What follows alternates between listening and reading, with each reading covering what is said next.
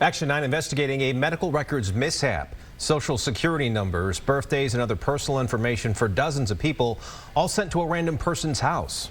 That shouldn't be public, plain and simple. So I just wanted to get to the bottom of it. That man contacted our Action 9 investigator Jason Stujanki after finding a box of medical records on his front porch in Gastonia. No, that had to be scary. And Jason, he said he didn't know whether to shred it or to mail the information back. So he actually called to ask you what he should do about it. Yeah, and I was surprised to get his email. You know, I get so many emails, but never one like this. Obviously, he was very concerned, especially because, as you alluded to earlier, those medical records had names, numbers, addresses, birthdays, diagnoses, and even social security numbers. Blake Drum was stunned. He says the box was on his front porch and that he just opened it thinking it was for his daughter's upcoming birthday. That was until he saw what was inside. He says it contained this, page after page of patients' medical records. Yep, claim number, service ID, patient name, Address. That shouldn't be public, plain and simple. So I just wanted to get to the bottom of it, make sure that we're doing the right thing. The box said from Concentra, a company that runs medical offices specifically for people hurt on the job. The box said to UPMC, the University of Pittsburgh Medical Center, obviously in Pennsylvania, but not just a hospital. It also has an insurance arm. In fact, in this case, the address was for its workers' comp subsidiary, Work Partners.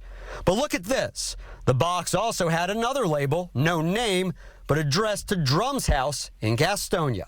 It made me sick, you know. That kind of information it's not supposed to be in anybody, you know. We shouldn't be seeing that. It's not.